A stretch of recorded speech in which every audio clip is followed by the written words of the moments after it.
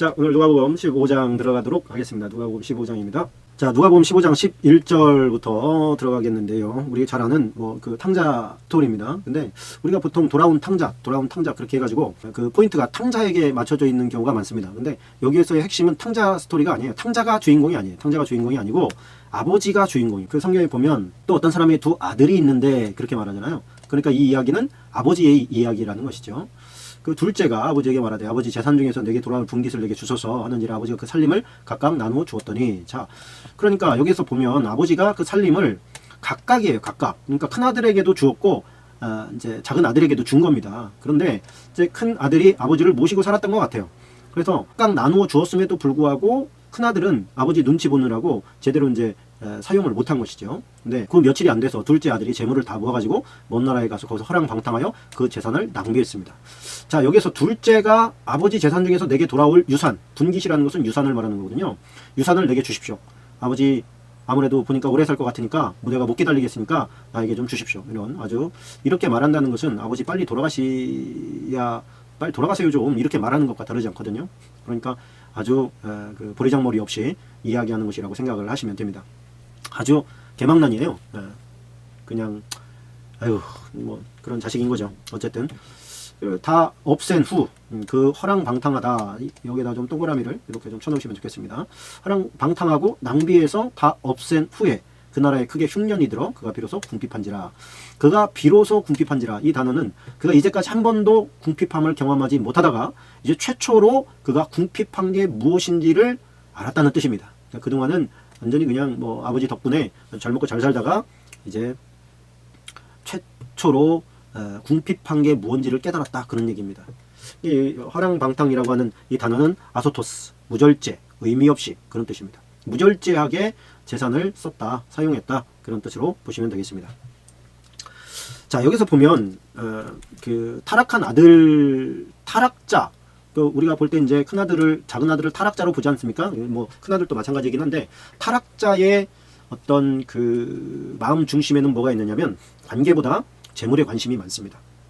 그래서 우리가 하나님 아버지를 섬기는 데 있어서도 하나님에 대한 관심과 하나님에 대한 관계, 그리고 어떻게 하나님과 친밀함을 누릴 건가에 대한 관심은 별로 없고, 하나님께서 나에게 어떻게 복을 주실 것인가, 어떻게 축복하실 것인가, 거기에만 온통 관심이 다가 있는 게 타락자의 마음이라고 보시면 되겠습니다. 그래서 우리도 지금 하나님과의 관계보다 하나님께서 나에게 주실 수 있는 것들 있잖아요. 왜? 하나님을 사랑한다고 얘기하는데 하나님께서 나에게 어떤 복을 내려주시지 않으면 괜히 삐루뚱한다든가 화도 난다든가 좀 서운하다든가 괜히 불평이 나오려고 한다든가, 그렇게 되면 내가 둘째 아들과 같은 탕자구나 이렇게 생각하면 거의 틀림없습니다. 우리가 좀 하나님께서 나에게 주시고자 하는, 주실 수 있는 것을 사랑하지 말고 그냥 하나님을 사랑하자, 그런 메시지를 제가 여러 번 이제 하지요. 그럼에도 불구하고 하나님께서 자꾸 이 부분을 나에게 이렇게 해줬으면 좋겠는데, 저렇게 해줬으면 좋겠는데 라고 이제 자꾸만 생각을 하게 만들지요. 아버지의 그 품을 떠나도 돈만 있으면 살 수 있을 것 같고, 또 즐기면서 살 수 있을 것 같고, 그렇게 하는 것 자체가 그게 사실은 우상숭배라고 할 수 있습니다. 만문신을 섬기는 것이죠. 그래서 19절에 이제 다 없이 한 후에 돼지를 치게 됩니다. 이제 돼지라고 하는 것은 유대인들이 굉장히 불결하게 생각하는, 아주 뭐 양을 치잖아요. 양치기나 돼지치기나 뭐 별로 다를 거는 없는데, 돼지는 그 이스라엘에서 유대인들은 부정하게 생각하는 동물인지라 돼지를 친다는 것은 늘 그 부정함이 따라다닐 수밖에 없잖아요. 그래서 양치기보다 돼지치기는 훨씬 더 아주 이렇게 뭐라 그럴까요? 취급을 더 못 받던 그런 존재였는데, 그 돼지치기 되었다는 것이죠. 낮은 자 중에서 가장 낮고 멸시받는 자 중에서 가장 멸시받는 그런 일을 하게 되었고, 그 돼지가 먹는 쥐염 열매로 배를 채우고자 하되 주는 자가 없었다. 그러니까 어느 정도까지는 쥐염 열매로 배를 채웠나 봐요. 근데 이제 그것이 계속되지는 않았다는 거예요. 자, 그 지경이 되니까 이제 돌이켜 이르되 내 아버지에게는 양식이 풍족한 품꾼이 얼마나 많은가, 나는 여기서 죽여 죽는구나. 이게 한 번도 굶어 본 적이 없는 얘가 지금 여기서 굶어 죽는다는 그 느낌을 드디어 이제 알게 된 것이죠. 이렇게 굶어 죽는구나. 자, 그리고서 이제 아버지께 돌아갈 생각을 합니다. 내가 일어나 아버지께 가서 이르기를, 아버지 내가 하늘과 아버지께 죄를 지었사오니 지금부터는 아버지의 아들이여 일컬음을 감당하지 못하겠나이다. 나를 품꾼의 하나로 보소서 하리라 하고 이에 일어나서 아버지께로 돌아가니라. 그렇게 되어 있습니다. 자, 19절로 24절까지 박스입니다. 19절로 24절까지. 자, 이게 우리가 이제 얼마나 많은 설교를 들었겠습니까? 자, 아들은 아버지에게 구속받고 아버지의 관리를 받으면서 사는 것이 싫었습니다. 그래서 아버지랑 같이 사는 게 싫어서 떠났지만, 아버지는 늘 그를 기다리고 있었다는 것을 우리가 알 수가 있습니다. 그래서 여기서 보니까 아직도 거리가 먼데 아버지가 그를 보고 측은히 여겨 달려가 목을 안고 입을 맞췄다 그렇게 말합니다. 그러니까 아버지가 뭐 허구한 날 일어나면 뭘 이렇게 동구박 바라보면서 이 녀석이 올 때가 됐는데, 이 녀석이 성격상 다 거덜내고 지금쯤 올 때가 됐는데, 그러면서 나가서 기다리고 있었다 이렇게 볼 수가 있는 것이죠. 그러니까 우리가 이렇게 세상으로 나가는 사람들을 보면 어떻게 보면 하나님이 싫어서 떠나는 것보다는 세상이 너무 좋아서 떠나는 경우가 훨씬 더 많습니다. 그러니까 그 세상이 주는 그 쾌락을 더 좋아하는 것이죠, 하나님보다. 그래서 떠나는 건데, 아버지는 알지요. 그 자식에 대한 어떤 그 성격이라든가 성향을 알기 때문에 이 녀석은 세상에 나가서 망할 수밖에 없고 사기당할 수밖에 없고 신나게 놀다 보면 자기 주머니가 다 비어 있다는 것을 알 수밖에 없는 것이 그게 이제 부모 아닙니까? 그러니까 자식은 부모의 재산을 탐하고 그 재산에 관심이 있지만 아버지는 그렇지 않은 것 같습니다. 아버지는 아들에 대해서 그 아들의 가치를 생명으로 평가합니다.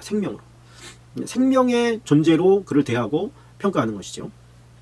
세상은 물질의 가치로 봅니다. 저 사람의 가치가 어느 정도 있을 것 같다, 일 잘할 것 같다, 못할 것 같다.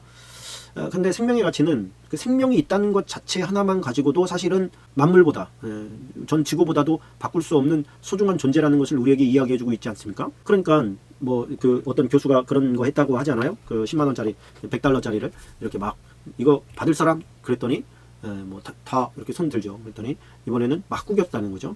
그래서 이거 가질 사람이 또 다 손 들더라는 거예요. 그래서 이번에는 발로 짓이겨가지고 발로 놓고서 막 질겅질겅 밟고, 그 다음에 이거 가질 사람 그랬더니 역시나 다 손을 들더라는 거예요. 그게 무슨 얘기입니까?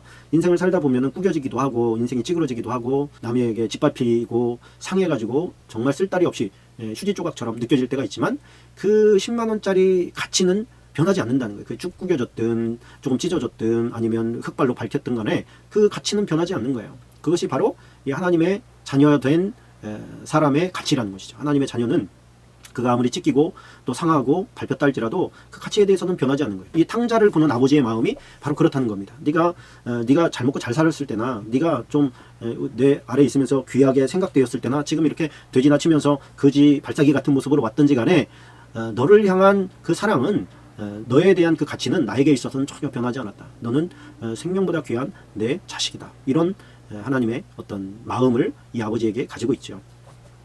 근데 이 큰아들이 뭐라고 합니까? 큰아들은 30절에 보면 이런 말이 나옵니다. 30절 위주를 좀 쳐놓으면 좋겠네요. 아버지의 살림을 창녀들과 함께 삼켜버린 이 아들이 돌아오매 이를 위하여 살찐 송아지를 잡으셨나이다. 그러면서 집안에 안 들어간단 말이에요. 이게 이제 큰아들 아닙니까? 자, 아버지의 살림을 창녀들과 함께 삼켜버린 이 아들. 이 아들이라는 것은 뭐예요? 당신의 아들이라고 얘기하는 것이죠. 그 뭐라고 그럴까요? 이 큰아들은 뭐라고 하냐면 당신의 아들이긴 해도 내 동생은 아니다, 이런 의미가 이제 이 안에 들어가 있는 겁니다. 근데 아버지는 뭐라고 그래요? 네 동생은 죽었다가 살아났다, 이렇게 말하거든요. 그러니까 내 동생이라고 얘기하고 싶지도 않아. 저놈은 아주 소위 개쓰레기야. 내 동생이라고 얘기하고 싶. 난 제 얼굴도 보기 싫어요. 나는 쟤를 아주 죽었다 깨나도 보기 싫거든요. 근데 아버지의 아들이라면 내가 뭐 할 말이 없지요, 뭐 이런 거예요. 근데 아버지는 뭐라고 합니까? 네 동생이라고 못을 박습니다. 얘는 내 아들이기도 하지만 네 동생이기도 해, 이렇게 이제 얘기하는 것이죠. 이 아버지가 뭐라고 합니까? 너는 항상 나와 함께 있으니 내 것이 다 내 거다. 이미 각각 나눠줬는데도 불구하고 이미 주어진 아버지의 그 풍요로움을 전혀 누리고 살지 못했어요. 이 아들로 있었지만은 자기 자신을 아들이 아니라 어떤 품꾼의 하나로 여기고 있었던 큰아들의 마음을 보는 것이죠. 여기에서 살림을 창녀들과 함께 삼켜버렸다. 이걸 어떻게 알았을까요? 예를 들면 누군가가 전해줄 수도 있죠. 혹은 아버지가 너무 이 둘째 동생 때문에 속을 썩고 하니까 내가 한번 다시 가서 이 동생을 한번 찾아봐야 되겠다, 이렇게 생각할 수도 있죠. 그런데 결국은 안 데리고 왔다는 거예요. 데리고 오지를 않았어요. 그게 중요한 겁니다. 그렇다면 이 큰아들은 결국 둘째를 어떤 형편에 살고 있는지 대략적으로 알고 있었죠. 그러면 창녀들과 함께 삼켜버린, 이렇게 얘기했으면 이미 그때는 이 아들이 이미 망하고 난 다음이었을 수도 있다는 거예요. 어려움에 처한 환경 가운데 있었을 수도 있었다는 거예요. 그럼에도 불구하고 데려오지 않았어요. 왜 데려오지 않았을까요? 이미 너는 네가 받을 분량의 그 재물을 다 탕진했어. 너는 이제 와봐야 내 손에 밖에 날 게 없어. 나머지는 내가 받을 거거든. 근데 네가 오면 또 너한테 갈 수도 있겠지. 네가 다 날렸으니 너는 돌아올 자격도 없어. 이렇게 한 것밖에 안 되지 않느냐는 거예요. 왜? 그 둘째의 형편을 지금 너무 잘 알고 있잖아요. 그죠? 이 마음은 어떤 마음입니까? 응? 이 사랑의 마음이 아니라는 거예요. 아버지의 마음과 같을 수는 없다. 저 이 모습을 보면서 예전에 한번 말씀드렸지만 아버지가 참 불쌍하다. 그렇죠? 아버지는 참 불쌍해요. 왜 불쌍해요? 첫째 아들도 둘째 아들도 아버지를 사랑하는 사람은 없어요. 우리가 둘째 아들을 보지만 이 둘째 아들이 아버지를 사랑해서 돌아오는 게 아니에요. 굶어 죽게 생겼으니까 돌아오는 거예요. 우리가 세상에 하나님 떠나서 마음대로 살다가 하나님께로 돌아오는 사람들의 특징을 보면 이제는 돌아가서 하나님을 사랑하리라 이러고 돌아오는 사람은 없어요. 자기가 죽게 생겼으니까 돌아와요. 거의. 내가 이대로 살다간 죽지. 작은 놈은 지 먹고 살려고 아버지를 어떻게 보면 이용하는 거 아닙니까? 우리 아버지의 성격을 이용하는 거죠. 그래서 먹고 살려고 하고, 큰아들은 아버지와의 교제와 어떤 교류가 단절된 상태로 종처럼, 그 자유함이 없는 종처럼 두려움과 의무로 아버지 옆에 붙어있는 그 큰아들의 모습을 지켜보는 거예요. 이게 현 시대의 크리스천들의 모습이 아닐까. 크게는 이 두 부류가 아닐까. 물론 아버지와의 어떤 깊은 사귐을 가지려고 애를 쓰는 사람들이 분명히 있습니다. 우리 모두 다 그런 사람들이 돼야 될 줄로 믿습니다. 31절에서 이런 표현을 하죠. 얘 너는 항상 나와 함께 있으니 내 것이 다 내 것이로 돼. 이렇게 말해요. 달리 말하면 이건 뭐냐면 아버지 안에서 네가 누릴 수 있었잖아. 이런 거죠. 그러니까 무슨 얘기냐면 하나님 안에 있지만 하나님을 누리지 못하는 것은 또 다른 어떤 부족함, 또 다른 결핍이라고 생각합니다. 우리가 하나님이 두려워서 믿는 사람도 있고요. 내가 뭐 잘못하면 하나님께서 나에게 회초리를 때리지 않을까? 이런 두려움에 사로잡혀서 주님을 섬기고 예배를 드리고 헌금을 하고 뭐 그런 사람들도 의외로 많습니다. 두려움만 있는 것이죠. 그러나 하나님은 두렵기만 하신 분이 아니라 우리가 누려야 할 분이기도 합니다. 그 큰 사랑 가운데서 헤엄치면서 정말 물에 잠겨서 그 물이 주는 그런 어떤 부드러움이 있잖아요. 우리 동남아 갔더니 그 물이 얼마나 따뜻한지, 한 10월경에 갔는데 필리핀 쪽으로 가봤는데 물이 따뜻하더라고요. 야, 이거 참 좋다. 모래의 느낌도 너무 좋고 그 안에서 이렇게 좀 누리면 얼마나 행복하고 좋습니까?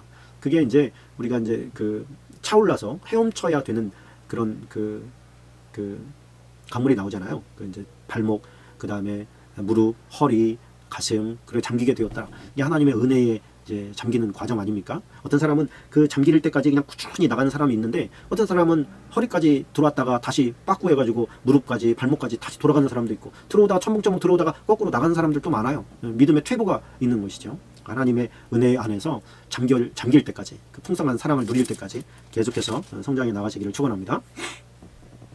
자, 16장으로 넘어갑니다. 16장 10절을 한번 가보겠습니다. 16장 10절. 지극히 작은 것에 충성된 자는 큰 것에도 충성되고 지극히 작은 것에 불의한 자는 큰 것에도 불의하니라. 여기서 밑줄 좀 쳐놓고 갔으면 좋겠습니다. 지극히 작은 것이라고 하는 것은 남들이 볼 때 아주 별 볼 일 없는 것을 말하죠. 사소한 것을 말하죠. 근데 이 작은 것 가지고 큰 일을 행한 예가 뭐 성경에 보면 무수히 많이 나옵니다. 뭐 기드온의 300용사라든지 뭐 사랍다 과부의 그 한 줌 밀가루라든지 과부의 두렙돈이라든지 뭐 오병이어의 기적이라든지 뭐 예수님의 12제자도 역시 뭐 그 얼마나 미력한 인원입니까? 그러나 지금 세계가 다 바뀌지 않았습니까? 뭐 다윗의 돌멩이도 그렇고 작은 것들을 사용해서 하나님께서는 엄청나게 큰 일을 이루시는 걸 보게 됩니다. 겨자씨 한 알이 나중에는 새들이 와서 깃들이는 어느 정도의 큰 그 나무가 되는 것처럼 하나님의 특성이라고 하는 것이 그 작은 것이 작은 것이 아니에요. 그러니까 작은 것이 아니더라. 이것을 깨닫는 것만 해도 시간이 꽤 걸리는 일이었습니다. 근데 하나님께는 정말 작은 게 아니에요. 작은 것을 작지 않게 볼 수 있는 눈을 주십시오, 주님. 우리 그렇게 기도해야 될 줄로 믿습니다. 나에게 맡겨진 이 작은 일 내가 정말 열심히 잘 해내서 하나님 칭찬받을 수 있도록 할 수 있게 도와주세요 라고 하는 기도가 우리에게 있어야 될 줄로 믿습니다. 여기 13절은 빡습니다. 자, 집 하인이 두 주인을 섬길 수 없나니 혹 이를 미워하고 저를 사랑하거나 혹 이를 중히 여기고 저를 경히 여길 것임이니라. 너희는 하나님과 재물을 겸하여 섬길 수 없느니라. 그렇게 기록하고 있습니다. 빡세요. 자, 여기서 집 하인이라고 하는 것은 모든 지구에 있는 모든 사람이라고 보시면 됩니다. 작게는 나 자신이죠. 나는 주견이는 두 주인을 섬길 수가 없다. 하나님과 재물이다. 그러니까 다 하나님을 섬긴다고 얘기하죠. 그런데 그 원뿌리, 마음속 깊은 곳을 들여다보면 거기에 재물이 있는 경우가 허다합니다. 뭐 우리가 자식을 키울 때 자식이 왜 잘 되기를 바라냐, 왜 좋은 대학 가기를 바라느냐, 그 가만히 보면 그게 뭐 그래야 돈을 더 많이 벌기 때문에 그래요. 너도 의사 되라. 의사 왜 되래요? 사람을 구하라고 그럽니까? 돈 많이 버니까 의사가 되라고 하는 거예요. 뭐 공무원도 그렇고 네가 이거를 해서 주님 앞에 정말 기쁨이 되고 하나님께서 귀히 사용하시는 그런 사람이 되라, 이런 목적보다는 이걸 해야 네가 돈을 더 많이 벌고 네가 돈을 더 많이 벌어야 너가 더 행복하게 살 수 있는 거야, 이런 어떤 근본의 그런 마음이 있다면 그것은 하나님을 섬기는 게 아니잖아요. 지금 그 만몬신, 재물신에게 부속된 것이죠. 하나님을 섬긴다고 하면서도 하나님, 얘가 돈 많이 벌어서 하나님을 위해서 열심히 쓰게 해주세요. 우리가 그렇게 기도해야 하는데 그런 기도는 제가 볼 때는 안 하는 게 좋을 것 같습니다. 그러면은 하나님께서 그렇게 놀랍게 주기 전까지는 그냥 안 할 겁니까? 주님께서 그리고 그 놀랍게 부어주신 것을 가지고 많이 해야 칭찬하셨습니까? 과부의 두 랩돈을 하나님께서 귀하게 여기신 거예요. 그래서 저는 좀 생각이 바뀌었는데, 하나님 많이 주시면 많이 심겠습니다가 아니라 지극히 작은 지금부터 하나님 조금씩이라도 하나님 실천하겠습니다, 이렇게 바뀔 수 있는 여러분들 되시기를 주님의 이름으로 부탁을 드립니다. 자, 30절로 31절 박스입니다. 자, 부자와 나사로 스토리입니다. 여기에 보면 부자가 아브라함의 품에 있는 나사로를 보면서 저 사람 좀, 나사로 좀 보내가지고 우리 형제들이 이 고통받는 곳에 오지 않게 좀 해주십시오, 이렇게 얘기했더니 아브라함이 그들에게는 이미 모세와 선지자들이 있으니 그들에게 들으면 된다 그랬더니, 그렇지 않습니다, 만일 죽은 자에게서 그들에게 가는 자가 있으면 회개할 겁니다, 이렇게 했더니 모세와 선지자들에게 듣지 않으면 비록 죽은 자 가운데서 살아나는 자가 있을지라도 권함을 받지 아니하리라, 이렇게 이제 이야기하는 장면이 나옵니다. 자, 이 부자의 잘못이 뭐냐면, 부자는 지금 자기 생각이 최우선이 되어 있어요. 그 아브라함이라 할지라도 그의 말이 중요한 게 아니에요. 내 생각이 중요한 거예요. 그렇지 않습니다. 죽은 자가 살아나면 듣습니다, 이렇게 이제 이야기를 하는 것이죠. 보지 않으려는 사람처럼 눈먼 사람이 없다, 메투엘리라고 하는 사람이 그런 말을 했는데, 이미 어떤 선입관을 딱 가지고 보면 어떤 말도 안 들려. 저 사람 나쁜 놈, 이렇게 딱 관점을 가지고 보면 아무리 옆에서 무슨 다른 말을 해도요, 잘 안 들리게 돼 있는 거예요. 신앙도 마찬가지고 하나님에 대해서도 마찬가지입니다. 뭐 이렇게 저렇게 하면 저 사람이 구원받을 것 같다라고 하는 것은 사실 의미 없는 겁니다. 그건 내 생각인 거거든요. 그 하나님께서 그때 주시는 어떤 말씀을 그냥 하는 게 제가 볼 때는 제일 효과적이지 않나, 그런 생각을 해봅니다. 17장으로 넘어갑니다. 17장. 그 10절을 좀 밑줄을 치면 좋습니다. 10절. 자, 이와 같이 너희도 명령받은 것을 다 행한 후에 이르기를 우리는 무익한 종이라, 우리가 하여야 할 일을 한 것뿐이라 할지니라, 그렇게 말합니다. 우리는 무익한 종이라. 이거 이 표현을 우리가 정말 마음으로 할 수 있어야 되는데 말입니다. 이것이 그렇게 쉬운 말이 아닙니다. 무익한 종입니다. 종은 위에 나온 대로 그 주인이 시킨 것 그대로 잘 했다고 해서 아이고 종님 감사합니다, 내가 이렇게 시킨 것을 잘 해주셔서 고맙습니다, 이렇게 말하는 주인이 없습니다. 그 말은 무슨 얘기냐면, 어떤 일을 해놓고 하나님으로부터 대가를 요구하려고 하는 마음 자세를 버려라, 그런 것이. 하나님 내가 이렇게 했잖아요, 저렇게 했잖아요, 그러니 하나님 제게 어떤 감사를 표현해 보세요. 물론 그렇게 말하지는 않죠. 그러나 마음 은연중에 내가 이렇게 했는데 하나님께서 복을 안 주시고 어떻게 베기겠어 라고 하는 마땅한 마음이 있다면 그 버리라는 겁니다. 하나님께서는 열심히 수고하게 만들어 놓고 그냥 데려가실 수도 있어요. 열심히 수고하고 애썼는데 더 고통 가운데 내몰 수도 있어요. 하나님의 섭리는 우리가 알 수가 없어요. 인과응보라고 하는 게 이제 욥기에서 그 사상이 부서지잖아요. 하나님께서는 인과응보에도 갇혀 계시지 않는, 하나님께서 하시고자 하는 일을, 그러나 우리는 늘 하나님은 선하시다라고 고백해야 된다. 그 교훈 가르치기 위해서 그렇게 욥 한 사람을 잡아 돌린 거 아닙니까? 우리가 그 사실을 잊어버리면 안 되겠습니다. 그래서 다 하나님의 영광입니다, 다 하나님의 은혜입니다, 이렇게 이제 입으로는 얘기하지만 그것이 가슴까지 흘러내려와서 진심으로 토해지기까지는 시간이 오래 걸리는 일이에요. 여러분 다 알지 않습니까? 그래서 이게 누군가가 나를 좀 칭찬해 주기를 바라고, 아유 대단하네, 훌륭하십니다, 괜찮습니다, 막 박수 쳐주고 이래야 우리의 마음이 정말 기쁜 것이 있잖아요. 아이고, 근데 어떤 그 장로님 그 이야기를 들었는데, 장로님이 일을 많이 하셔요. 교회에서 일을 많이 하시는데 일을 많이 하는 사람들이 문제도 많이 일으킵니다. 아이고, 그게 참 어떻게 아이러니예요. 정말 여기에서 나오는 것처럼 일을 많이 한 사람이 그냥 난 무익한 종입니다, 이렇게 하면 얼마나 존경스럽고 정말 사랑스럽고 뒤따르고 싶겠어요. 근데 일을 많이 하고 충성스러운 사람은 꼭 조금 뭐라 그럴까요? 문제도 많이 일으켜. 이 한 장로님도 사람들 그 사람 눈치를 본다는 거예요. 자기가 이렇게 했는데 잘 알아주지 않는다거나 아니면 조금 뭐라 그럴까요? 그런 거 있잖아요. 좀 불편하게 만들어. 그러니까 그 자기의 욕심대로 안 되면 좀 막 불편하게 만들어 버리는 거예요, 장로님이. 그래서 어느 목사님이 그 말씀 하시면서 여러분들의 교회에서는 목회자들이 있는 데니까 그런 사람 없습니까? 그랬더니 왜 없어요? 다 손들어. 목사님마다. 일 많이 하는데 골치도 제일 많이 썩인다는 거예요. 어? 안 알아주면 서운해라 하고. 어?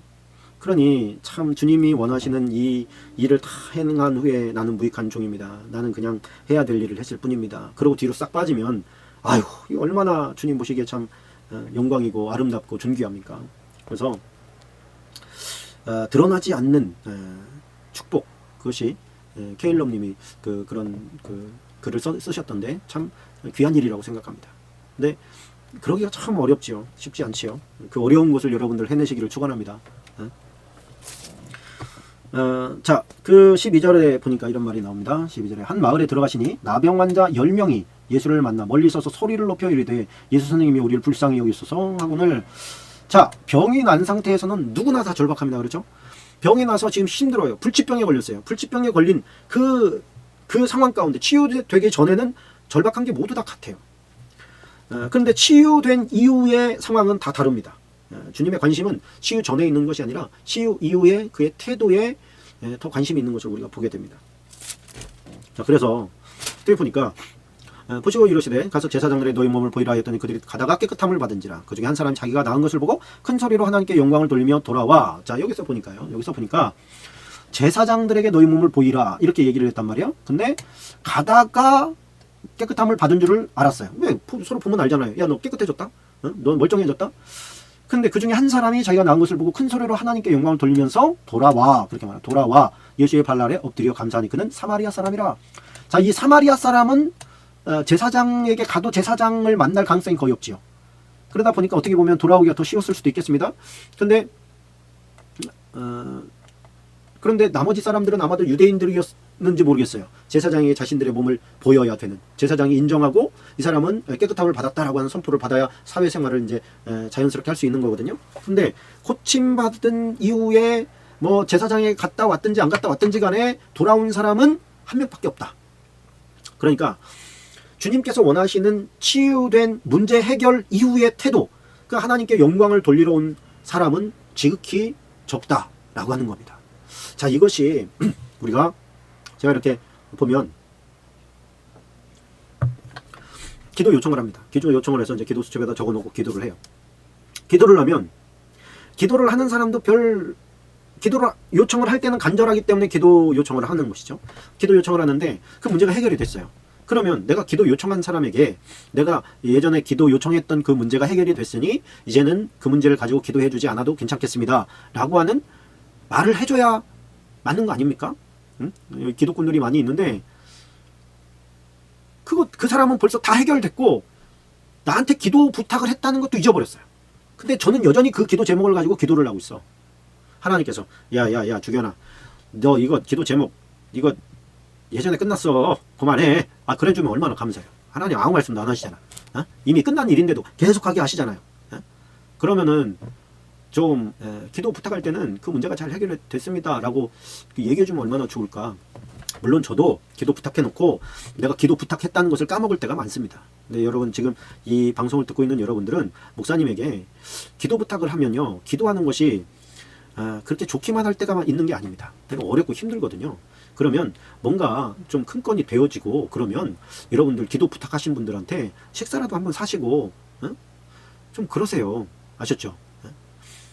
함께 그러니까 정말 기도하는 사람이 기도 부탁을 해야 저는 그게 맞다고 생각하는데 저 사람 기도하는 사람이야 그러면 기도 부탁은 하는데 자기가 기도하지 않기 때문에 그거에 대한 중요성을 자꾸 잊어버려요. 그러다 보니까 해놓고 잊어버리는 거야. 기도 부탁 해놓고 잊어버리는 거야. 저도 목사님 지난번에 그런 기도 부탁 드렸는데 그것이 잘 됐습니다. 이렇게 하는 사람은 열에 한 명 찾아보기도 힘들더라. 여러분들 그 한 명 되시기를 축원합니다. 이 유대인들은요, 그 당시에 하나님의 은혜에 대해서 당연하게 생각했습니다. 목사님이 기도해 주는 건 당연한 거 아니에요? 이런 식인 거죠. 최소한의 감사의 표현도 없고, 그런데 이 사람은 어떻게 하는 거예요? 지금 주님 앞에 엎드려 감사하고 돌아오면서도 막 소리치면서 하나님께서 내 병을 고쳐주셨다, 하나님께 영광을 돌립니다, 막 그렇게 소리치면서 지금 광고하고 홍보하고 자랑하면서 예수님이 하신 일을 자랑하면서 지금 돌아오는 거 아니겠습니까? 이런 은혜를 당연하게 생각하면 안 될 줄로 믿습니다. 은혜는 특별한 거예요. 자, 27절로 30절까지 박습니다. 27절로 30절까지. 자, 노아가 방주에 들어가던 날까지 사람들이 먹고 마시고 장가들고 시집가던 홍수가 나서 그들을 다 멸망시켰으며 또 롯의 때와 같으리니 사람들이 먹고 마시고 사고 팔고 심고 집을 짓더니 롯이 소돔에서 나가던 날에 거기에다 밑줄을 한글 하나 더 쳐놓으세요. 하늘로부터 불과 유황이 비오듯 하여 그들을 멸망시켰느니라. 인자가 나타나는 날에도 이러하리라. 자, 이것이 이제 그 뭐 26절부터 쳐놓으면 더 좋을 것 같습니다. 자, 이게 마지막 때, 마지막 심판이 벌어질 때에 일어날 어떤 사회적인 상황을 지금 이야기해주고 있는 거예요. 여기서 요게 중요합니다. 롯이 소돔에서 나가던 날에. 여기다가 좀 동글동글 이렇게 쳐놓으면 좋습니다. 이게 중요하거든요. 자, 소돔에서 나가던 날에 하늘로부터 불과 유황이 비오듯 하여서 소돔과 고모라 땅을 멸망시키잖아요. 자, 요것을 보면, 그리고 뭐라고, 인자가 나타나는 날에도 그날은 심판의 날이죠? 이러하리라. 이렇게 말한단 말이에요. 그래서 요게 이제 7년 환란 전 휴거설을 환란 전 휴거설을 주장하는 사람들이 주님의 이 말씀 때문이기도 합니다. 뭐냐? 인자가 나타나는 날, 심판의 날이죠. 그때도 어떻다? 이러하리라. 롯이 소돔에서 나가고 나서 그를 위험에서 안전하게 옮겨놓고 나서 심판했다. 그런 뜻이거든요.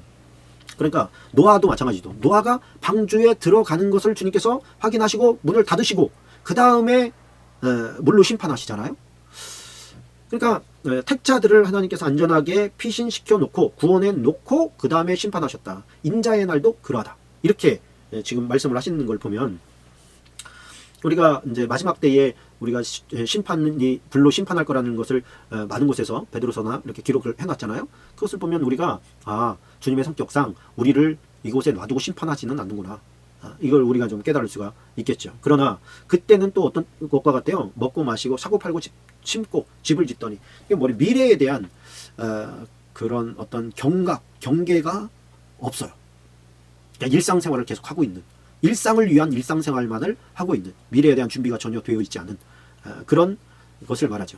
그럼 우리가 지금 살아가는 이 시대 사람들은 개인의 방주를 다 만들어야 되는데 그 방주는 성령으로 말미암아 지어지는 성결의 배입니다. 성결의 배, 거룩의 배, 거룩의 배. 이 마지막 심판을 예표해주기 위해서 소돔과 고모라 사람들이 다 멸망을 당했고, 그렇죠? 노아의 때 방주로 또 다 멸망을 당했어요. 이 두 가지 예표는 마지막에 심판이 어떻게 무섭게 일어날 것인지에 대한 예표로서, 예로, 이런 식으로 망해 너희들 마지막에 이렇게 이제 본을 보여주신 겁니다. 거기서 우리들 다 건진받아야 될 줄로 믿습니다. 그렇게 되시기를 축원합니다. 주여, 저도 우리 주견성 가족들도 다 건져주시옵소서. 자, 18장으로 넘어갑니다. 18장 5절입니다. 이 과부가 나를 번거롭게 하니 내가 그 원한을 풀어주리라. 그렇지 않으면 늘 와서 나를 괴롭게 하리라 하였느니라. 자, 여기 밑줄을 좀 쳐놓으시고요. 여기서 번거롭게라고 하는 원어를 보니까 그 체면을 상하게 이런 뜻입니다. 이 과부가 와서 이 집에서 맨날 부탁하고 문을 두드리고 하는데 이 집은 사람들이 많이 왕래하는 집이란 말입니다. 그런데 어때요? 어라? 야, 저 집은 어떻게 저 과부가 저렇게 맨날 와서 문을 두드리는데도 불구하고 저 소원을 안 들어주냐? 우리가 들어보니까 억울하게 생겼구만. 자, 이렇게 얘기하면서 아니 저 재판관은 어째 그래? 이런 비난이 간다 그런 거예요. 비난이 간다. 이 과부가 내 체면을 상하게 하니 내가 그 원한을 풀어주리라. 그렇게 번역하는 게 조금 더 원어적인 접근입니다. 그러니까 우리가 하나님 앞에 맨날 기도하면 주변에서 들을 거 아닙니까? 아니 저 집사님은 맨날 저렇게 맨날 똑같은 거 기도하는데 하나님께서 어떻게 안 들어주시냐? 자, 이런 것이죠. 그러니까 하나님도 체면이 있다는 거예요. 하나님도 체면이 있다. 하나님의 이름에 걸맞기를 원하시는 게 또 하나님의 성품 아닙니까? 그런데 우리가 맨날 하나님 앞에 간구하고 기도하고 그러는데도 하나님께서 안 들어주셔. 그러면 우리가 왠지 할 말이 있잖아요. 그죠? 하나님, 아니 말씀에 이렇게 기록을 하셨으면 그래 우리의 욕심으로 구하는 거 아니잖아요.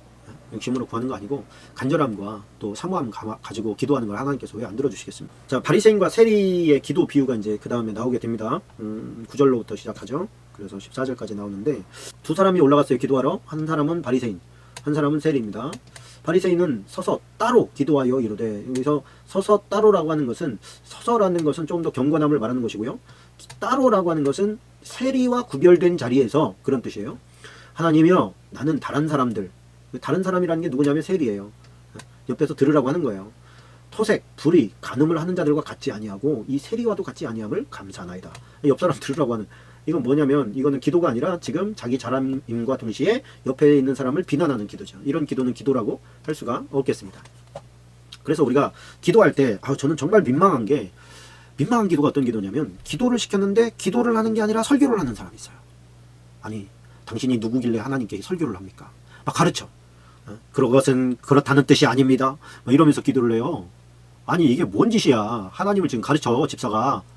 기도는 기도를 해야 돼요. 누군가를 가르치는 게 아니에요. 그런 기도가 바로 이 바리새인 같은 기도예요. 기도를 시키면 하나님 앞에서 겸손하게 기도를 해야 되는데 막 가르쳐요. 그러면 안 되지요. 막 그러면서 아이고 참 그 어떻게 기도를 중지시켜야 됩니까? 그만하세요. 그리고 여기에서 우리에게 주는 이제 큰 어떤 그림이 있습니다. 일단 첫 번째는 뭐냐면 하나님의 집은 예수님께서 뭐라고 그래요? 만민이 기도하는 집이다 그랬습니다. 만민이라는 것은 유대인에게만 이런 뜻이 아니에요. 모든 이 세상에 이 지구상에 있는 모든 사람이 와서 기도할 수 있는 곳이 그것이 성전이다. 요즘 말로 하면 예배당이다. 누구에게나 열려 있어야 된다. 세상에서 욕을 먹는 사람이든지 뭐 존경을 받는 사람이든지 차별이 없이 하나님의 집에 와서는 기도할 수 있어야 된다. 또 하나는 뭐냐면 사람이 의롭게 사는 것은 당연한 것이고 그렇게 해야 되는 건데 내 행위와 저 사람의 행위를 비교해서 의로움을 찾으려고 해서는 안 되는 거다. 그거는 당연한 것이지 자랑할 것이 아니다. 그리고 비교적으로 자랑해서는 안 된다. 세 번째는 겸손해야 된다는 거예요. 기도하는 사람은 이 바리새인의 기도 가운데서 어디 겸손을 찾아볼 수가 있습니까? 겸손이라는 것은 은혜에 의존하는 삶을 말하는 거예요. 거기다 써놓으세요. 겸손은 은혜에 의존하는 삶을 말한다. 이렇게. 이 모든 하나님의 그 공간, 하나님의 성전에 올라와서 기도하는 그 공간은 하나님이 통치하시는 공간이기도 하고 하나님 앞에서 기도하는데 그 모든 것들의 결국 하나님과 사이가 좋아지려고 하는 어떤 몸짓들 아닙니까? 근데 오히려 이 바리새인은 그들의 영혼을 더럽히는 실수를 범하게 되고 또 하나님과 좋은 관계도 실패하게 됩니다. 그러니까 구별의 목적이 뭐냐? 구별의 목적. 그러니까 거룩하다는 것은 구별되다는 뜻 아닙니까? 구별되다의 뜻은 뭐냐? 하나님과 가까이 지냄과 동시에 하나님의 성품을 담는 것이죠. 그게 거룩한 거예요. 이게 거룩하다 그럴 때는 어떤 분위기가 아니에요. 뭐 성격은 하나님께서 고유하게 지은 그 사람만의 어떤 특별한 어떤 뭐라 그럴까요? 느낌이에요. 우리가 뭐 그림을 보면 그 그림을 볼 때 느껴지는 느낌들이 다 다르지 않습니까? 그 다 다른 느낌을 어떻게 일관되게 다 볼 수 있어요. 성격은 그런 거예요. 어떤 사람은 쾌활하고, 어떤 사람은 소심하고, 어떤 사람은 대범하고, 어떤 사람은 뭐 분위기 메이커고, 어떤 사람은 고요하고. 이게 다 하나님께서 지으신 작품들인데 뭐 어떤 작품은 정말 그림 보고서 행복하다 이런 그림도 있고 어떤 사람은 좀 왠지 좀 차분해진다 이런 느낌도 있고 다 다른 것이죠. 그러나 하나님 앞에서 거룩해지는 그 거룩의 모양은 하나님을 닮아간다는 거예요. 주님을 닮아간다는 거예요. 주님의 성품이 자꾸만 이쪽으로 흘러오는 거예요.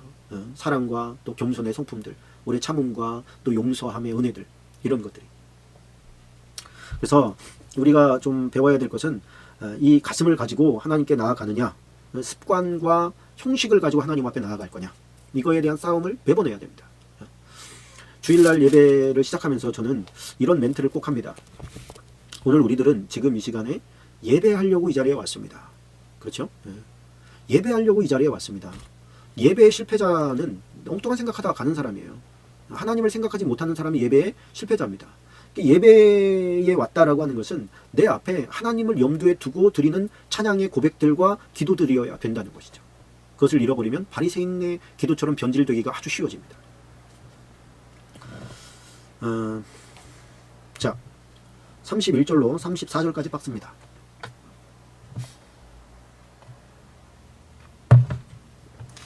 (31절로 34절까지입니다) 자, 예수께서 12 제자를 데리시고 이르시되 보라 우리가 예루살렘으로 올라가노니 선지자들을 통하여 기록된 모든 것이 인자에게 응하니라. 자, 여기다 오는 선지자들을 통하여 기록된 모든 것이, 선지자들을 통하여 기록된 모든 것이, 여기에다가 좀 더 색칠을 빡빡빡빡 칠해 놓으세요. 인자에게 응하리라. 그러니까 예루살렘에 올라가는 것, 그리고 그 기록에는 어떤 것들이 있느냐? 인자가 이방인들에게서 넘겨질 것이다. 그러니까 빌라도를 통해서 이제 로마인들에게 채찍질 당하고 그 다음에 로마인들에게서 죽죠. 그런데 그 전에 희롱을 당하고도 기록되어 있다는 얘기고, 능욕을 당하는 것도 기록되어 있다는 얘기고, 침뱉음을 당하는 것도, 또 채찍질 당하고 죽는 것도, 또 3일 만에 살아나는 것도 다 선지자들을 통하여 기록된 것이 이루어지는 과정이다. 자, 제자들은 이때는 예수님께 돌아가시기 전이기 때문에 하나도 깨닫지 못했습니다. 하나도 깨닫지 못했어요. 그런데 그 사건이 이루어지는 과정 가운데서 그 모든 것들이 떠오르게 되었고, 그 모든 것들이 결국에 하나님의 말씀을 성취하기 위해서 있었던 일이구나 라고 하는 것을 가르쳐 주신 것이다. 가르쳐 준 것이다. 저는 성경을 볼 때에도 마찬가지라고 생각합니다. 하나도 깨닫지 못해요. 처음에는 성경을 보는데 이게 잠만 오죠. 이게 수면제지. 그러나 이것이 계속 한 번, 두 번 반복되면서 읽어갈 때에 들었던 말씀이 이렇게 듬성 있잖아요. 지금 우리가 지금 그 주견성을 통해서 그 한 장의 핵심들을 이렇게 다뤄간단 말입니다. 그러면 옆에서 내가 메모 한 자락 남겨놓으면 기억력이 확 더 상승합니다. 근데 그 기억력이 상승하고 그 부분에서 가지가 뻗어요. 이렇게. 그래서 성경에 대한 지식과 더불어서 하나님의 마음이 더 많이 전달될 수 있게 되는 것이죠. 그거를 원하는 거예요. 근데 중요한 건 뭐냐면 제자들이 깨닫든 깨닫지 못하든 예수님께서는 지금 다 가르쳐 놓으셔. 저도 마찬가지입니다. 이렇게 그 성경 공부하지만 여러분들이 다 이해할 거다 이렇게 생각 안 해요. 그런데 중요한 건 뭐예요? 이 제자들은 성령으로 말미암아 계속 되새김질 당하게 되죠. 나중에는 수동적으로 떠오르게 하시니까 성령께서 그렇게 되기를 소망하는 거예요. 저도 여러분들이 어느 어떤 상황 가운데서 유목사의 이런 가르치는 이런 말의 스타일이 막 떠오르는 거예요. 이렇게 여러분 아마 그 성경 공부 계속 하시다 보면 이 주견의 목소리가 이렇게 뱅뱅뱅뱅뱅뱅 돌 때가 있을 겁니다. 해본 사람들이 이게 무슨 소리인지 알 텐데 괜히 뭐 하려고 하면 주견이 나타나가지고 막 그 갑자기 막 이렇게 저렇게 막 떠들고 막 얘기하게 되고 괜히 막 그 제 목소리가 귀에서 들리게 되는 그런 길 경험하셔야 돼요. 그러면은 웬만큼 성공한 겁니다. 우리 이쁜 여신님이 맞아요 그러시는데 좋습니다. 열심히 하는 최고의 제자라고 인정합니다. 방송 타셨네. 자, 19장으로 갑니다. 19장. 19장 보면 그 초반에 삭개오 스토리가 나옵니다. 삭개오. 예수께서 여리고로 들어가 지나가시더라. 삭개오라 이름하는 자가 있으니 세리장이요 또한 부자라. 그가 예수께서 어떠한 사람인가 하여 보고자 하되 키가 작고 사람이 많아 할 수 없어 앞으로 달려가 보기 위하여 돌 무화과 나무에 올라가니 이는 예수께서 그리로 지나가시게 되밀어라. 뭐 옛날에 삭개오가 뽕나무 위로 많이 올라갔네 뭐 그런 그 노래들도 있었는데 사실은 돌 무화과 나무입니다. 원어적으로 보면 이 세리장이에요. 이 세리가 그 당시에 굉장히 많았잖아요. 근데 그 세리들 중에 장이고 또한 부자입니다. 그러니까 세상 권력도 있고 또 돈도 많아. 키가 좀 작아서 그렇죠. 그러니까 하나님께 모든 걸 다 주시지는 않는 것 같아요. 그런데 이 사람이 지금 예수님을 보겠다고 나무 위에 올라갔다는 거예요. 이게 이제 일반적인 지금 어떤 행동은 아니라는 얘기를 하고 있는 겁니다. 예수께서 그리로 지나가시게 되밀어라. 근데 예수님께서 그곳에 이르사 쳐다보시고 이르시되, 그러니까 무슨 얘기예요? 지금 삭개오가 올라간 그 나무의 밑에서 이렇게 보시면서 삭개오야 내려와라 이렇게 말하는 거죠. 그러니까 좀 지명도가 있고 또 부자고 그러면 좀 체면을 생각해서 그냥 주님이 이렇게 그냥 지나가 주셨으면 좋을 법도 한데 예수님이 다 쳐다보니까 사람들이 다 쳐다볼 거 아닙니까? 그 나무 위에 올라가가지고 이거 뭐 몸둘 바를 모르지 않았겠어? 이거 뭔 상황이야? 이거 지금 뛰어 내려갈 수도 없고 올라갈 수도 없고. 자, 이런 상황 가운데서 뭐라고 합니까? 삭개오야 내 이름 아시죠? 그 찬양 있죠, 그죠? 내 모든 생각도. 누군가가 삭개오, 저 사람은 삭개오예요 이렇게 알려준 사람이 없음에도 불구하고 예수님께서는 삭개오의 이름을 알고 있었다는 거예요. 그리고 그 속에 있는 외로움도 알고 계셨습니다. 그래서 뭐라고 합니까? 오늘 내가 내 집에서 자야겠다. 그런 거예요. 내 집에서 하루 묵어야 되겠다. 이렇게 말씀하시는 거예요. 그러니까 급히 내려와서 즐거워하며 영접하거늘 무사람이 보고 숭거려 이르되 저가 죄인의 집에 유하러 들어갔도다. 사람들이 뭐라고 하거나 말거나 예수님께서는 그 한 사람의 마음속에 있는 갈증, 그 사람들로부터 돈은 많고 뭐 그 어떤 그 직임도 높지만 공유되지 않는 그 사람들 안에서의 그 고독, 군중 속의 고독인 거죠. 이것을 정확하게 캐치하고 그것을 해결해 줄 수 있는 건 뭐냐? 예수님이 그와 함께 하는 거예요. 삭개오야, 내가 너의 집에 하루 묵어야 되겠다. 이 삭개오의 뜻이 뭐냐? 또 그 어울리지 않게 정결한 자. 그러면 삭개오 동그라미 옆에다가 정결한 자. 뜻이 정결한 자예요. 정결한 자. 자, 그래서 이 뭐 예수님 영접해서 그 집에 들어가고 나니까 삭개오가 완전히 달라지죠. 주여 보시옵소서. 내 소유의 절반을 가난한 자들에게 주겠고 만일 누구의 것을 속여 빼앗은 일이 있으면 내 갑절이나 갚겠나이다. 예수님께서 이르시되 오늘 구원이 이 집에 이르렀으니 이 사람도 아브라함의 자손이니로다. 할렐루야. 그러니까 이 사람에게 지금 필요했던 건 뭐냐면 진짜 친구예요. 그를 책망하지 않고 비아냥거리지 않고 비난하지 않고 그냥 그 모습 그대로 받아줄 수 있는 사람이 필요했던 건데 사람은 속을 못 보잖아요. 그러니까 그 속을 보시는 주님께서 그에게 진짜 친구가 되어주셔서 다른 사람들에게 욕을 먹음에도 불구하고 그 사람과 같이 있는 그것을 택할 때에 거기에서 삭개오가 회심의 역사가 일어나게 됩니다. 우리가 만약에 사람의 마음을 볼 수 있다면 우리 그렇게 할 수 있을까요? 그 사람의 생각을 알 수 있을까요?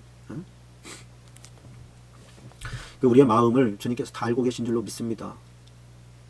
그렇죠? 우리 갈렙님이 기타 치고 찬양으로 마무리 하심이 좋을 듯 하다는데 기타가 저쪽에 있긴 합니다만 오늘은 시간이 많이 지났습니다. 그리고 19장까지는 마쳐야 될 것 같습니다. 자, 15절로 22절까지 좀 깁니다만 빡습니다. 15절로 22절까지입니다. 자, 귀인이 왕위를 받아가지고 돌아와 은하를 준 종들이 각각 어떻게 장사하였는지를 알고자 하여 그들을 부린 첫째가 나와 이르되 주인이여 당신의 한 문화로 10문화를 남겼습니다. 자, 착한 종이여 내가 지극히 작은 것에 충성하였으니 10고을 권세를 차지하라. 자, 100데나리온이 한 문화예요. 그러니까 100데나리온이 한 문화인데 한 데나리온은 노동자의 하루 품삯입니다. 10만 원으로 치면 100만 원이라고 아니 1000만 원이라고 할 수가 있겠네요. 그죠? 1000만 원 정도를 줬더니 이 1000만 원 정도를 가지고 1억을 남겼다. 자, 뭐 그런 얘기가 되겠습니다. 그러면 어떤 사람은 이거는 뭐예요? 다 같이 한 문화를만 줬다는 거예요. 뭐 5달란트, 2달란트, 1달란트 이게 아니라 한 문화를 똑같이 1000만 원씩 다 나눠 줬는데 그 1000만 원을 가지고 어떤 사람은 10배를 남겼고 또 어떤 사람은 5배를 남겼고 또 어떤 사람은 그냥 한 문화 그대로 가지고 쌓아두었다가 내놨다가 낭패를 당하더라. 그런 지금 내용을 담고 있는 것이죠. 자, 여기에 보니까 여기서 우리가 좀 생각해 봐야 될 게 뭐냐면 거기다 이렇게 써놓으세요. 주님을 섬기는 마음 자세와 주님의 보답 이렇게 써놓읍시다. 거기다가 주님을 섬기는 마음 자세와 주님의 보답. 자, 여기서 종들이 그렇게 말합니다. 종들이라고 하면 여기서의 종이라는 것은 그 집안에서 일하고 있는 그 뭐라고 그래요? 그 품꾼들을 말하는 거예요. 노예들 뭐라고 그럴까요? 그냥 재산인 거예요. 재산. 옛날 우리들 노비들 있잖아요. 노비들. 그런 거예요. 그 노비가 아무리 많이 일을 했다 할지라도 자기 것이 될 수가 없어요. 근데 10배를 남겼다고 하면 이 사람이 얼마나 지금 성심을 다해서 열심히 장사했는지를 알 수가 있어요. 내 거 되는 것도 아닌데, 그죠? 내 거 되는 것도 아닌데 주인의 이익을 위해서 최선을 다해서 살았다는 거예요. 자, 그 모습은 우리가 생각할 때 어떤 단어가 생각나죠? 충성. 그런데 솔직히 충성보다는 사랑이 더 가깝습니다. 그 행위에 대해서. 사랑이에요, 사랑. 잘하였다, 착한 종이여. 내가 지극히 작은 것에 충성하였으니 10고을 권세를 차지하라. 주인이 이 착한 종에게 고을의 권세를 주는 그것도 사랑입니다. 이게 뭐 현대식으로 보면 어떤 로열티라고 할 수가 있겠습니다만 로열티 가지고만은 이런 식으로 하지 않습니다. 주인을 진짜 사랑한 거예요. 아낀 거예요. 주인이 잘 되기를 정말 사모함으로 바랬던 거예요. 한 문화는 내가 애를 써봐야 다 주인 건데 내가 뭐 손해만 안 끼치게 하면 되지. 이런 아주 마음을 가진 것이고. 자, 이 사람들 보면 여기 보면 뭐라고 나오냐면 열을 불러 어떤 귀인이 왕위를 받아가지고 오려고 먼 나라로 갈 때 그렇게 말합니다. 이건 이제 예수 그리스도를 말하는 거예요. 지금 예수님이 지금 섬기는 종으로 오셨다가 이제는 왕권을 가지고 오시려고 지금 천국에 지금 기다리고 계신 거예요. 우리 데리고 가려고 지금 그런데 그 백성은 그를 미워해서 사자를 뒤로 보내어서 우리는 이 사람이 우리의 왕됨을 원하지 않습니다. 이렇게 얘기했다는 거예요. 그러니까 이분이 왕이 되는 것을 원하지 않는 사람은 제대로 일하지 않더라, 사랑하지도 않더라, 충성도 없더라 이런 것이죠. 이게 뭐 이걸 가지고도 설교가 가능하겠지요. 뭐 우리가 진짜로 예수님의 종이라면 예수님의 기쁨과 예수님을 사랑하는 마음으로 섬기는 것들이 봉사가 나와야 되거든요. 충성이 나와야 되고. 그런데 충성도 봉사도 헌신도 없다. 그거는 돌려 말하면 예수님이 나의 왕됨을 인정하지 않는 행위라고 할 수가 있는 겁니다. 그런데 왕되어 가지고 왕위를 받아 가지고 오잖아요. 그건 뭐냐면 백성들의 의도나 생각과 상관없이 하나님의 세계는 지금 돌아가고 있다는 겁니다. 근데 왕권을 받게 되면 왕은요, 누가 아군이고 적군인지를 분명히 알아야 돼요. 적군을 몰라가지고 가까이 두면 이게 암살당할 수도 있고요 말이죠. 이런 사례가 얼마나 많습니까? 그 왕권을 가지러 갔다가 오는 그 과정, 그 가운데서 본인은 본인대로 할 일이 있고 지금 종들은 종들대로 할 일을 놔주고 가잖아요. 그러면 왕권을 가지고 왔을 때 누가 충신이고 누가 간신인지를 분명히 알 수 있는 거예요. 그 전에는 몰라요. 우리가 뭐 사람 대놓고 나서 나는 당신 싫어 이렇게 얘기하는 사람이 얼마나 되겠습니까? 그러나 삶을 보면 이 사람이 그 왕을 사랑하는지 아니면 사랑하지 않았던지를 극명하게 알 수 있는 것이죠. 그러니까 우리가 신앙생활을 하는 것을 보면 사랑은 마음에 있는 거라고 하지만 마음속에 있는 것만 가지고 압니까? 겉으로 드러나게 돼 있어요. 행동으로 나오게 돼 있어요. 사랑하면 그걸 어떻게 숨길 수가 없어요. 눈에 지금 주인이 안 보일 때 충성하는 사람은 믿을 수 있는 종이잖아요. 그렇지 않습니까? 주님이 안 보여. 지금은 왕이 지금은 아직 안 왔어요. 그럼에도 불구하고 충성하고 있다면 그것을 보나 안 보나 그건 믿을 수 있는 거잖아요. 자, 자존심이나 내 생각이 중요한 게 아닙니다. 질서상 윗사람의 뜻이 중요한 것이고 또 권위에 복종하는 것이 하나님의 창조의 질서입니다. 그래가지고 요즘에는 탈권위주의 그래가지고 권위를 잘 인정도 안 하고 선생도 목사도 무슨 정치인들도 하여튼 다 깔아놓고 막 얘기를 하는데 그 하나님께서 보실 때 그렇게 좋은 모습 아니라고 생각합니다. 예수님을 사랑하는 사람들은 충성으로서 자신을 증명하는 거예요. 그 거짓된 사랑, 진실된 사랑의 증거는 충성됨을 보는 것이죠. 그 충성을 통해서 확인할 수 있는 것이죠. 저희 여러분들 모두 충성된 자로 드러나시기를 주님의 이름으로 축원합니다. 자, 오늘 19장까지 하도록 하겠습니다. 오늘 제가 그러고 보니까 성경 공부 타이틀을 제가 바꾸지를 않은 것 같아요. 15장부터 19장까지 해드렸습니다. 성경을 읽으시다가 궁금한 것들이 있으면 성경 보고란에다가 질문도 이렇게 같이 올려주시면 제가 능력이 되는 한 그 답변을 달도록 그렇게 하겠습니다. 오늘 또 늦은 시간까지 말씀 앞에 선 여러분들을 축복합니다. 하나님께서 축복해 주실 줄로 믿습니다.